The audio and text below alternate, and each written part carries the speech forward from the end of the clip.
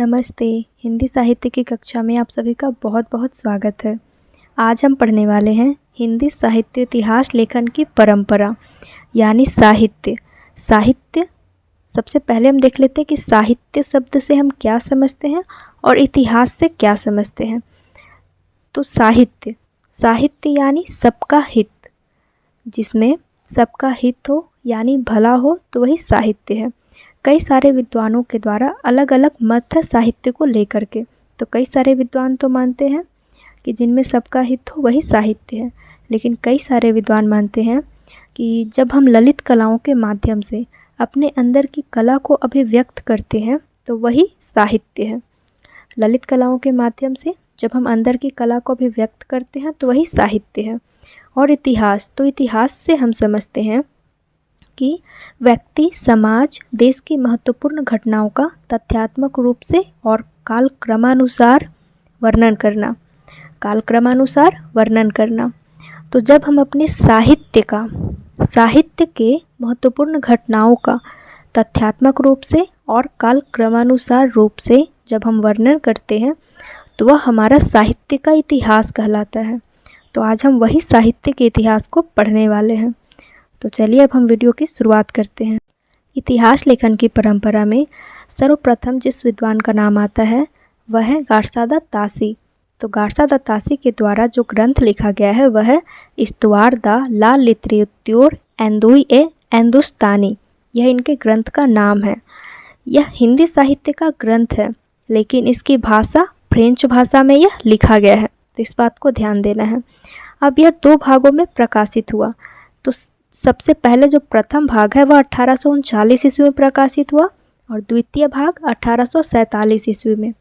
इसका दूसरा संस्करण जब आया तो वह 1871 ईस्वी में आया।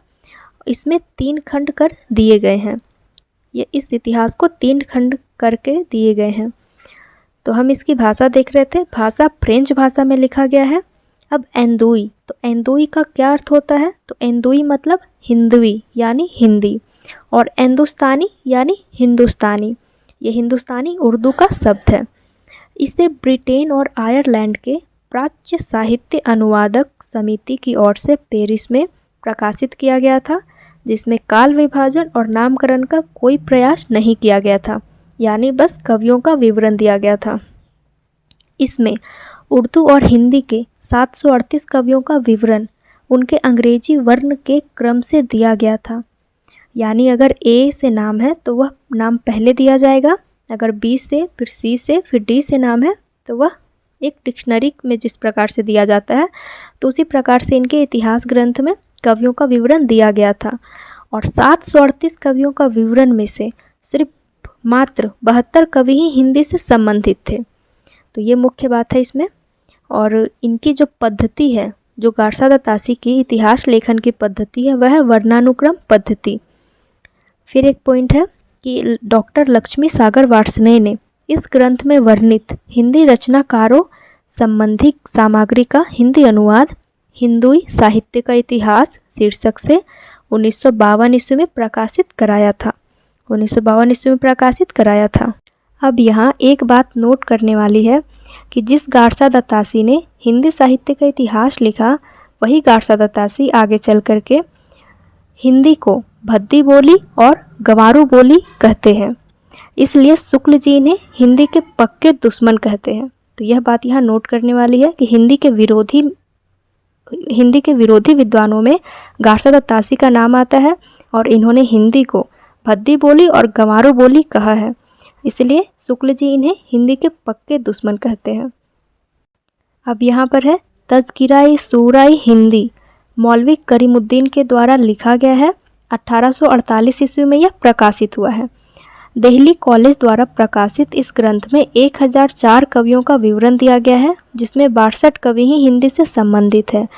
यह जो ग्रंथ है मौलवी करीमुद्दीन के द्वारा लिखा गया, यह ग्रंथ ज़्यादा प्रसिद्ध नहीं है, इससे ज़्यादा प्रश्न नहीं पूछे जाते हैं, लेकिन फिर भी हम जानकारी के लिए इसे देख लेते हैं। इस ग्रंथ का महत्व इस बात में है कि इसमें सर्वप्रथम कालक्रम का ध्यान रखा गया है, किंतु नामकरण का नहीं। नामकरण का ध्यान इसमें नहीं रखा गया है, सिर्फ कालक्रम का ध्यान रखा गया है। इसे तबका सूरा भी कहा जाता है। अब है भाषा काव्य संग्रह, यह महत्वपूर्ण है। भाषा काव्य संग्रह, भाषा काव्य संग्रह के रचयिता है महेश दत्त शुक्ल। भाषा काव्य संग्रह के रचयिता है महेश दत्त शुक्ल। यह हिंदी भाषा में लिखा गया प्रथम हिंदी साहित्य इतिहास संबंधी ग्रंथ था, यानी यह हिंदी साहित्य का इतिहास सर्वप्रथम पहली बार हिंदी भाषा में लिखा गया था। तो उस ग्रंथ का नाम है भाषा काव्य संग्रह। यह नवल किशोर प्रेस लखनऊ द्वारा प्रकाशित हुआ था। अब शिव सिंह सरोज, शिव सिंह सरोज रचना का नाम है और शिव सिंह सेंगर इनके रचनाकार का नाम है। यह 1883 ईस्वी में प्रकाशित हुई थी। नवल किशोर प्रेस लखनऊ से प्रकाशित हुई थी, वही प्रेस जहाँ से भाषा काव्य संग्रह प्रकाशित हुई थी। इस ग्रंथ में सर्वप्रथम 1000 से ज़्यादा भाषा कवियों का विवरण दिया गया। इसी से यह बाद में इतिहासकारों के लिए आधार भी रहा, यानी इनके बाद के जितने भी रचनाकार आए उन सभी ने शिव सिंह सरोज से मदद ली। इसके बाद है इसके पूर्वार्ध में 838 कवियों की रचनाओं के नमूने तथा उत्तरार्ध में 1003 कवियों का जीवन परिचय दिया गया है। इसमें वर्णानुक्रम पद्धति का प्रयोग किया गया है, काल विभाजन एवं नामकरण का प्रयास नहीं किया गया है। तो हम देखते हैं वर्णानुक्रम पद्धति पर आधारित जो इतिहास ग्रंथ है वह है गारसा दत्त तासी वाला और एक शिव सिंह सेंगर की जो रचना है शिव सिंह सरोज, यह है वर्णानुक्रम पद्धति पर लिखी गई। अब है the modern vernacular literature of northern Hindustan. इसके रचनाकार है जॉर्ज ग्रियर्सन और इसका प्रकाशन वर्ष है 1888 ईस्वी। इस ग्रंथ का प्रकाशन एशियाटिक सोसाइटी ऑफ बंगाल की पत्रिका के विशेषांक के रूप में हुआ था। बहुत से विद्वानों ने इसे सही अर्थों में हिंदी साहित्य का पहला इतिहास माना था। तो सही अर्थों में हिंदी साहित्य का पहला इतिहास किसे माना जाता है? तो जॉर्ज ग्रियर्सन के द्वारा लिखा गया the modern vernacular literature of northern Hindustan को।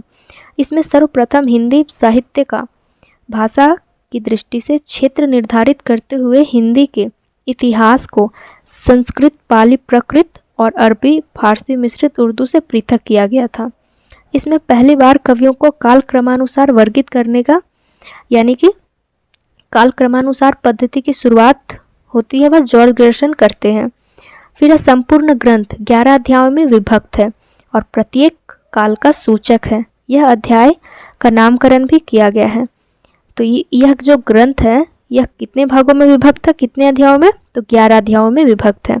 इसमें कुल 952 कवियों को शामिल किया गया है, जिनमें से 886 कवियों के विवरण का आधार शिव सिंह सरोज है।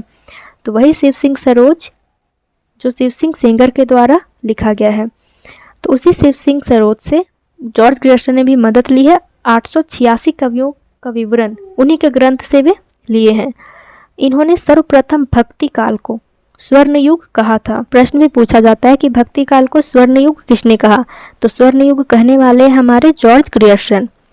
फिर है डॉक्टर किशोरी लाल गुप्त ने इसका अनुवाद हिंदी साहित्य का प्रथम इतिहास के नाम से 1957 ईस्वी में प्रकाशित करवाया। 1957 ईस्वी में प्रकाशित करवाया। अब है मिश्र बंधु विनोद। तो हम जानते हैं कि मिश्र बंधु 3 भाइयों का समूह को कहा जाता है। तो वो 3 भाई थे, गणेश बिहारी मिश्र, श्याम बिहारी मिश्र और सुखदेव बिहारी मिश्र। अब मिश्र बंधु का जो ग्रंथ है उस ग्रंथ का नाम है मिश्र बंधु विनोद। अब प्रथम 3 भाग मिश्र बंधु विनोद के प्रथम 3 भाग 1913 ईस्वी में तथा चौथा भाग 1934 ईस्वी में प्रकाशित हुआ था। यह उसका प्रकाशन वर्ष है। 3 भाग पहले प्रकाशित हो गया, फिर जो 1 भाग चौथा बच गया वह 1934 ईस्वी में प्रकाशित हुआ। अब इस ग्रंथ में कुल 4591 कवियों को शामिल किया गया, यानी लगभग 5000 कवियों को शामिल किया गया। ग्रियर्सन यद्यपि काल विभाजन एवं नामकरण कर चुके थे, किंतु व्यवस्थित रूप से इसका श्रेय मिश्र बंधुओं को जाता है। इन्होंने संपूर्ण इतिहास को 5 कालों में विभक्त किया। तो 5 भागों में विभक्त करने वाले हैं, 5 कालों में विभाजित करने वाले हमारे मिश्र बंधु, और 11 अध्यायों में तो वो जॉर्ज ग्रियर्सन। अब हम आगे देखते हैं हिंदी साहित्य का इतिहास, आचार्य रामचंद्र शुक्ल। यह सबसे महत्वपूर्ण है। हिंदी साहित्य का इतिहास, आचार्य रामचंद्र शुक्ल, इसका प्रकाशन वर्ष है 1929 ईस्वी। 1929 ईस्वी। यह ग्रंथ मूलतः नागरिक प्रचारिणी सभा से प्रकाशित हिंदी शब्द सागर की भूमिका के रूप में लिखा गया था। इस भूमिका को हिंदी साहित्य का विकास नाम से लिखा गया था। तो सर्वप्रथम ये जो पुस्तक है हिंदी साहित्य का इतिहास, तो यह हिंदी साहित्य का इतिहास नाम से ना लिख करके हिंदी साहित्य का विकास, हिंदी साहित्य का विकास नाम से शुक्ल जी ने पहली बार इस रचना को प्रकाशित करवाया था हिंदी शब्द सागर की भूमिका में। तो ये हो गया। फिर है, यह हिंदी का सर्वाधिक प्रख्यात इतिहास ग्रंथ है। यह हम जानते हैं क्योंकि अभी भी हमारे एग्ज़ाम, हमारे जो परीक्षाएं होती है उसका आधार यही पुस्तक होता है। तो इसलिए यह सर्वाधिक प्रख्यात इतिहास ग्रंथ है। इसमें रचनाकारों के इतिवृत्त की बजाय उनके रचनात्मक वैशिष्ट्य पर अधिक बल दिया गया है। विधेयवादी पद्धति का प्रयोग करते हुए तत्कालीन युगीन परिस्थितियों के संदर्भ में हिंदी साहित्य के इतिहास को विश्लेषित किया गया है। यानी इस पुस्तक में जो आचार्य शुक्ल जी का एक कथन जो सबसे ज़्यादा जो प्रचलित है वह है कि प्रत्येक देश का साहित्य वहाँ की जनता की चित्तवृत्ति का संचित प्रतिबिंब होता है। तो ये जो कथन है इसी पुस्तक में है और यह हमेशा कई सारे परीक्षाओं में पूछा जाता है। फिर है, अपभ्रंश साहित्य को हिंदी से अलगाते हुए पूर्व पीठिका के रूप में वर्णित किया गया है। संपूर्ण इतिहास का इतना तार्किक एवं सुव्यवस्थित काल विभाजन किया गया है कि परवर्ती इतिहास ग्रंथों में प्रायः इसका ही प्रयोग किया गया। यानी परवर्ती यानी इनके बाद जितने भी इतिहासकार हुए वे सभी ये जो पुस्तक है हिंदी साहित्य का इतिहास, इससे काफ़ी मदद लेकर के आगे लिखते हैं। अब आगे है हिंदी साहित्य का आलोचनात्मक इतिहास। इनके रचनाकार है डॉक्टर राम कुमार वर्मा। 1938 ईस्वी में यह प्रकाशित हुआ। छायावादी कवि राम कुमार वर्मा द्वारा रचित इस इतिहास ग्रंथ में उनकी काव्यात्मक भाषा ने पाठकों को आकर्षित किया था। यानी इस पुस्तक में जो लिखी गई है उनकी भाषा क्या है, तो काव्यात्मक भाषा है। अपनी विस्तृत सामग्री, उसकी आकर्षक प्रस्तुति एवं भाषा के कारण यह ग्रंथ प्रभाव छोड़ने में सफल रहा। इसमें सिर्फ आदिकाल व भक्ति काल तक की अवधि को ही स्थान मिला, आगे का भाग वे नहीं लिख पाए। तो इस पुस्तक की मुख्य बात है कि इसमें सिर्फ आदिकाल से भक्ति काल तक का ही वर्णन किया गया है, उसके आगे वे नहीं लिख पाए। निर्गुण ज्ञानाश्रयी शाखा को संत काव्य तथा निर्गुण प्रेमाश्रयी शाखा को सूफी काव्य नाम दिया। तो संत काव्य और सूफी काव्य नाम देने का श्रेय जाता है डॉक्टर राम कुमार वर्मा को। उसके बाद है, इसमें अपभ्रंश साहित्य के बड़े हिस्सों को भी शामिल कर संधिकाल शीर्षक के अंतर्गत प्रस्तुत किया गया था। वर्मा जी ने इसी से आदिकाल को संधिकाल एवं चारणकाल कहा था। हम पढ़ते हैं कि आदिकाल को बहुत सारे विद्वानों के द्वारा अलग अलग नाम दिया गया। तो राम कुमार वर्मा जो नामकरण करते हैं वह संधिकाल एवं चारणकाल। इसके बाद है, हजारी प्रसाद द्विवेदी के द्वारा लिखा गया है तीन ग्रंथ ये लिखे हैं। एक पहला का नाम है हिंदी साहित्य की भूमिका, 1940 ईस्वी में प्रकाशित हुई। हिंदी साहित्य उद्भव एवं विकास 1952 ईस्वी में, और हिंदी साहित्य का आदिकाल, तो यह 1952 ईस्वी में। यह भी इसकी मुख्य बातें हैं कि हजारी प्रसाद द्विवेदी ने कोई स्वतंत्र इतिहास ग्रंथ नहीं लिखा, किंतु उल्लिखित तीनों ग्रंथ साहित्य इतिहास संबंधी ही हैं एवं इनमें एक निश्चित साहित्य इतिहास दृष्टि भी मिलती है। आचार्य द्विवेदी इतिहास को परंपरा के विकास के रूप में व्याख्यायित करते हैं। इन्होंने विश्व भारती के गैर हिंदी भाषी साहित्य जिज्ञासुओं को हिंदी साहित्य से परिचित करवाने हेतु जो व्याख्यान दिए थे, उन्हें ही संशोधित परिवर्धित कर हिंदी साहित्य की भूमिका नामक ग्रंथ तैयार किया गया था। यानी हजारी प्रसाद द्विवेदी जी ने हिंदी साहित्य से परिचित करवाने हेतु एक व्याख्यान दिया था, उन्हें ही संशोधित एवं परिवर्तित करके हिंदी साहित्य की भूमिका नाम से ग्रंथ तैयार किया। अब है आदिकाल का स्वरूप निर्धारण।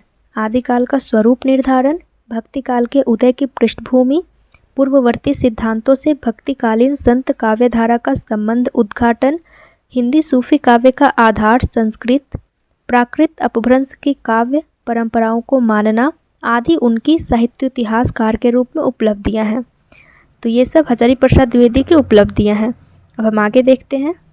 आगे है हिंदी साहित्य का वैज्ञानिक इतिहास। डॉक्टर गणपति चंद्र गुप्त के द्वारा लिखा गया है 1965 ईस्वी में। 1965 ईस्वी में लिखा गया है डॉक्टर गणपति चंद्र गुप्त के द्वारा।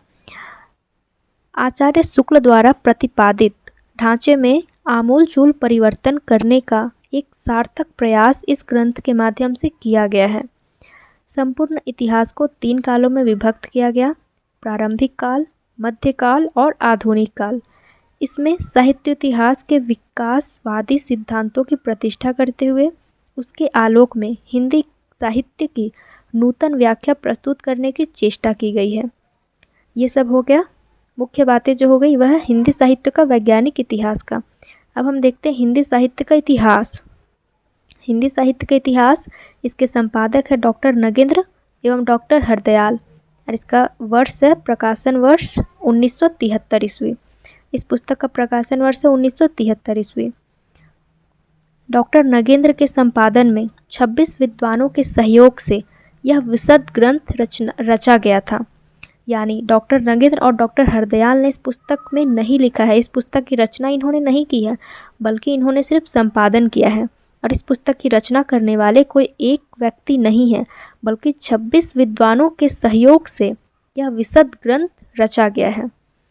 इतने विद्वानों के कारण यह ऐतिहासिक दृष्टि संपूर्ण ग्रंथ में आद्योपांत नहीं हो पाई है, किंतु फिर भी प्रत्येक काल व उनसे जुड़ी रचनाकारों पर सरल भाषा में अपेक्षाकृत अधिक प्रामाणिक व व्यवस्थित सामग्री के कारण यह विद्यार्थियों में विशेष रूप से प्रचलित है। इसीलिए विद्यार्थियों में यह विशेष रूप से प्रचलित है।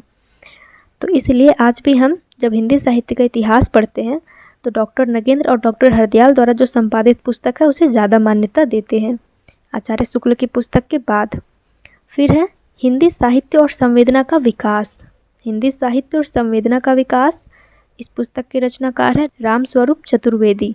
प्रकाशन वर्ष 1986 ईस्वी। प्रकाशन वर्ष 1986 ईस्वी। मुख्य बातें हैं, साहित्य इतिहास लेखन के लिए व्यास सम्मान सहित कई पुरस्कार प्राप्त करने वाला यह ग्रंथ अपनी लोकप्रियता एवं आकर्षण में अद्वितीय है।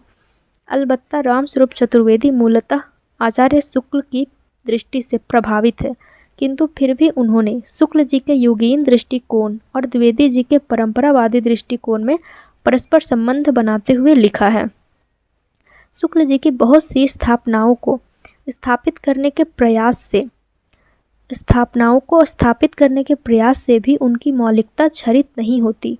शुक्ल जी की परंपरा को गंभीरता से पुनर्भाषित किया गया है। भाषा और साहित्य के गहरे संबंधों की खोज उनकी प्रमुख विशेषता है। भाषिक प्रवृत्तियों की गहरी समीक्षा से साहित्यिक परंपरा के संदर्भ व्याख्यायित किए गए हैं। अब इसके बाद हम देखते हैं कुछ और इतिहास ग्रंथ जो महत्वपूर्ण हैं। तो फिर है हिंदी साहित्य का सरल इतिहास, 1985 ईस्वी में लिखा गया विश्वनाथ त्रिपाठी के द्वारा। हिंदी साहित्य और संवेदना का विकास, 1986 ईस्वी में रामस्वरूप चतुर्वेदी के द्वारा।